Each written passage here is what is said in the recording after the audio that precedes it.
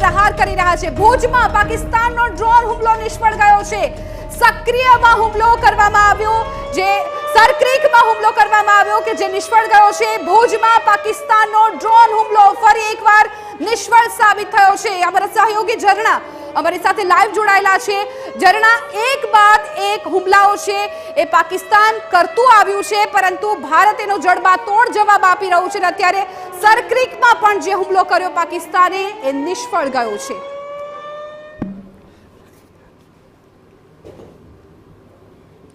जी बिल्कुल એવું ચોક્કસથી કહી શકાય કે જિજ્ઞાસા જે પણ નાકામ કોશિશ પાકિસ્તાન દ્વારા લગાતાર કરવામાં આવી છે, પાકિસ્તાન દ્વારા કરવામાં આવેલી તમામ કોશિશને ભારત દ્વારા નિષ્ફળ બનાવવામાં આવી છે અને ભારતે પણ લગાતાર જે પણ પાકિસ્તાન દ્વારા ડ્રોન હુમલાઓ કરવામાં આવ્યા, મિસાઇલ છોડવામાં આવી તે તમામ તોડી પાડ્યા છે। અત્યાર સુધી જે પ્રકારે ઘટનાઓ સામે આવી છે તેમાં ભારતને કોઈ પણ જાતનું નુકસાન થયું હોય તેવા કોઈ સમાચાર સદનસીબે સામે નથી આવ્યા અને આવનારા સમયમાં પણ ભારત જે છે તે પાકિસ્તાનને જડબાતોડ જવાબ પણ આપશે।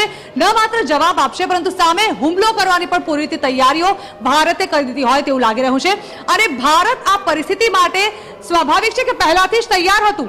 જે પ્રકારે આતંકવાદીઓએ જે હરકત કરી હતી ત્યારબાદ સ્વાભાવિક હતું કે હવે ભારત ચૂપ તો નથી જ બેસી રહેવાનું, પરંતુ ભારત આટલો મોટો નિર્ણય લેશે અને યુદ્ધ સુધી વાત પહોંચી જશે, કદાચ તેનાથી પાકિસ્તાન અવેર નહોતું, પરંતુ અત્યારે જે રીતે સીધી રીતે હવે ભારતે લાહોર પર હુમલો કર્યો છે અને હવે પાકિસ્તાનના જે હુમલાનો જવાબ ભારત આપી રહ્યું છે, એવું લાગી રહ્યું છે કે ભારતે પહેલાથી જ આખી રણનીતિ તૈયાર કરી હતી।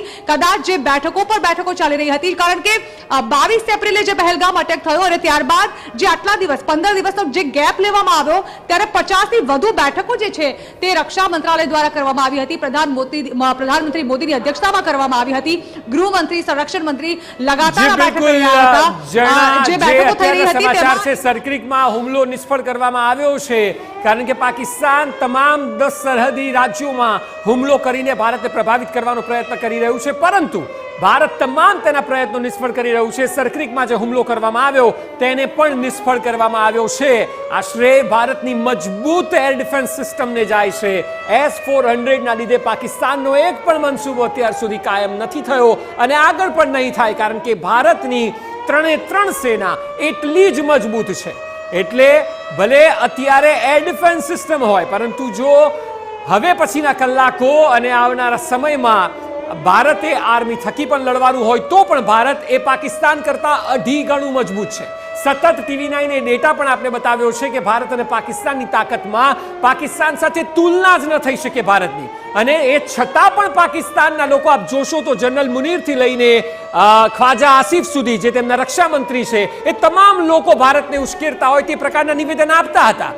સિસ્ટમ નથી, ઇક્વિપમેન્ટ નથી, ડિફેન્સનો એવો કોઈ માલ સામાન એમની પાસે નથી કે જેમાં ભારતને તેઓ પહોંચી વળે, છતાં પણ પહેલગામ હુમલાથી લઈને 22 તારીખથી લઈને અત્યાર સુધી રક્ષા મંત્રી હોય કે પ્રાઇમ મિનિસ્ટર હોય કે પછી આર્મી ચીફ હોય પાકિસ્તાનના, તમામ લોકોએ ભારત વિરુદ્ધ બેફામ નિવેદનો આપ્યા અને ભારતને પહોંચી વળીશું, અમે પરમાણુ દેશ છીએ, અમે આમ કરીશું, તેમ કરીશું, ધમકીઓ